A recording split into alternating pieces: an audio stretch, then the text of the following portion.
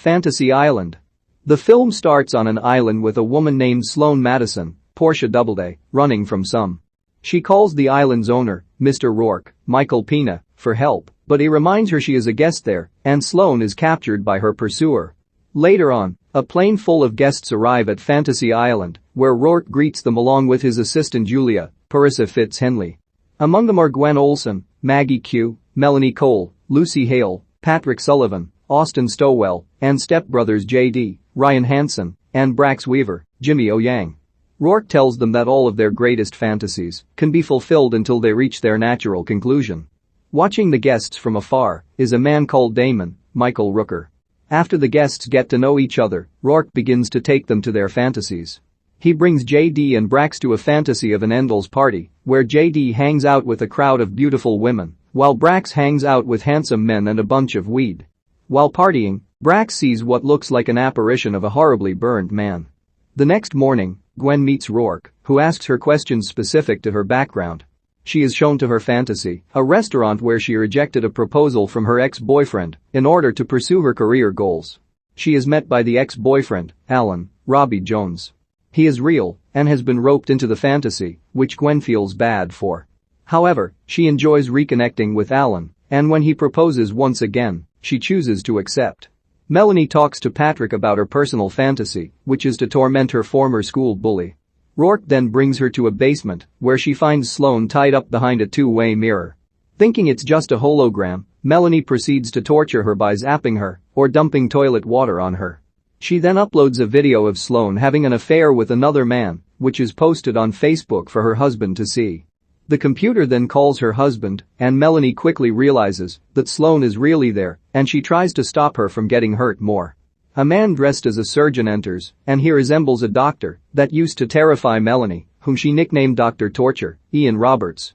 He gets ready to use a buzzsaw on Sloane's arm until Melanie turns on the cattle prod and toilet water to electrocute Dr. Torture and free Sloane. Melanie pretends to be a guest to not let Sloane know she was torturing her. Patrick is taken to his fantasy, which is putting him back in a war setting in the 80s, where he reunites with his father, Mike Vogel, who was killed in action. Patrick is taken by the other soldiers as a prisoner. As this happens, J.D. and Brax are screwing around with what is in their mansion, including an array of grenades and guns. The soldiers overhear this and end up in a firefight with enemies in their zone. J.D. and Brax then learn that the mansion is owned by a thug named Kalashov, and a group of his armed thugs are approaching. Melanie and Sloane go through the dark woods to find a way off the island, but Dr. Torture finds them again and attacks. They are saved by Damon, who impales the surgeon with his machete. Damon tells the ladies he was a private investigator who showed up as a guest whose fantasy was to see his dead daughter again, and it came true, but things turned into a nightmare, and he became trapped there. Damon also reveals that Rourke spiked the guests' drinks with some kind of magic water that is the source of granting the guests their fantasies. They resolve to get to a phone to call for help, while also getting some of the water in a canteen. However, when looking into the fountain, the guests' fantasies are shown.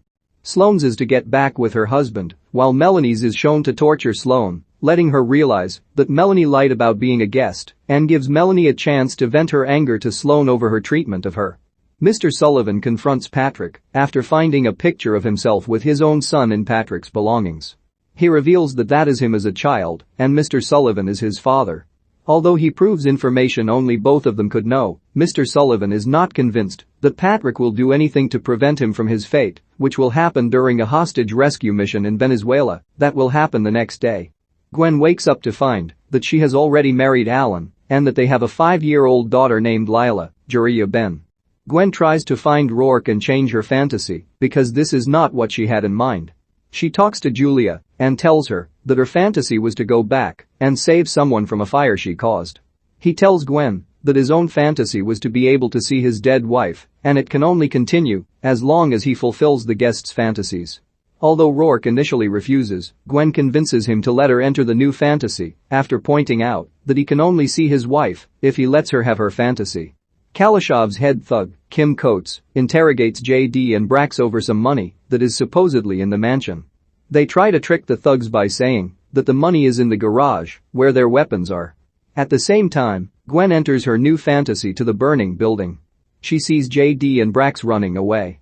She tries to make her way into the burning apartment to save the victim, Nick Taylor, Evan Evagora. She runs outside to get help, finding Patrick there as a cop who doesn't help since he wants to wait for the firefighters. Gwen runs back inside but goes unconscious until she is found by Julia. Patrick and the soldiers arrive to the site of the hostage situation, which happens to be the mansion. After JD and Brax manage to fight off some of the thugs, Patrick finds them and helps kill some of the thugs, but they come back to life as zombies. JD and Mr. Sullivan end up killed, with neither Brax nor Patrick able to help them. Melanie, Sloane, and Damon are attacked by a zombie Dr. Torture, who once again attempts to attack Sloane until Damon sacrifices himself by throwing himself and the surgeon over the edge of a cliff. The ladies then return to the torture room to reach a phone. Sloane calls her husband and apologizes to him over her deception, while also using it as an apology toward Melanie. They then contact Damon's associates for help to escape. As everything is starting to get worse, the guests gather to confront Rourke and his henchmen over the fantasy, as they are all in the fantasy of someone who wants them dead, and Gwen concludes they are all connected to Nick. She caused the fire that killed him by accidentally leaving the kettle on in her apartment, and Patrick was at the scene but didn't go in to help. JD was Nick's roommate and was going to check on him, but Brax made him leave. Melanie was supposed to go on a date with Nick that night but got sick and backed out, meaning Nick wouldn't have died if she was with him. They then run to catch the plane, but it is shot down by the thugs.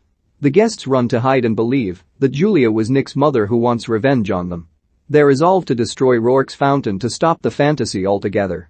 The group enters the cave to find the fountain, where they are attacked by manifestations of their personal demons. Sloane sees her bullying self, while Patrick is attacked by dead people he couldn't save, and Gwen sees that Lila has killed Alan. Nick's ghost also appears before her, but doesn't know who Julia is when Gwen mentions her. After they fight everyone off, Melanie appears before Patrick and starts stabbing him. The others reach the fountain to destroy it with a grenade, but Rourke stops them because Julia was his wife and he doesn't want to stop seeing her after she passed away. It is then revealed that they are all in Melanie's fantasy. She wanted to go out with Nick that night, but she stood him up due to her self-doubt from Sloane's bullying. Rourke sees that Julia is close to succumbing to her illness again, and she convinces him that it is time to let her go once and for all. He does so and goes to help the others. He tells Sloane that she still has to fulfill a fantasy. She drinks from the canteen and wishes for Melanie and Nick to end up together. Nick's zombie then emerges from the fountain and pulls Melanie inside, causing the zombies to disappear. She jumps out quickly to throw back the grenade, but Patrick throws himself onto it to save everyone. Gwen, Sloane, and Brax wake up the next day as they are preparing to leave. Rourke tells Brax that he technically lived out JD's fantasy, so he still has one he can use. His fantasy is for JD to return home alive, which would mean he would have to stay on the island. Brax agrees, and JD goes home on the plane with Gwen and Sloane. Brax then reveals JD's nickname for him, Tattoo. He stays and becomes Rourke's new assistant. 5 guests, Gwen, Melanie, Patrick, JD, and Brax, arrive on Fantasy Island, run by the mysterious Mr. Rourke. The guests are allowed to live out their most personal fantasies, but at a price. JD and Brax live out JD's fantasy of an epic party, but the mansion they are in is owned by a drug lord whose thugs are looking for his money. Patrick lives out a fantasy of being in a war setting to reunite with his father who was killed during a hostage rescue mission. Melanie ends up torturing her old school bully Sloane before realizing that Sloane is really there. Gwen is brought to reunite with an old lover, Alan, and ends up living a happily married life with him and their daughter. However, Gwen's real fantasy is to prevent a tragedy she caused from happening. Gwen is sent back in time to stop an apartment fire she accidentally caused and to save the victim, Nick Taylor. The others were there at the scene in some capacity, with JD and Brax running away from the scene instead of helping Nick, and Patrick, a former cop, preferring to wait for the firefighters to show up, at which point Nick was already dead. Melanie was supposed to go on a date with him, but stood him up. They believe that they are all in the same fantasy of Julia's, Rourke's assistant whom they believe is Nick's mother. It turns out Julia is really Rourke's late wife, and she is only alive because his fantasy is to keep living with her. Melanie is the true mastermind behind the fantasy, as she snapped from Sloane's bullying and blamed the others after Nick died. Rourke is convinced by Julia to let her go, and he helps the gang out by telling Sloane that she still has a fantasy to live out, and Sloane makes it so that Melanie and Nick end up together. Nick's ghost pulls Melanie into the fountain of water, that creates the fantasies, but before she dies, she throws out a grenade to kill the others, and Patrick sacrifices himself to save the others by throwing himself onto the grenade. Gwen and Sloane prepare to go home. Brax stays behind because his fantasy is for JD to return home safely since he was killed by the thugs.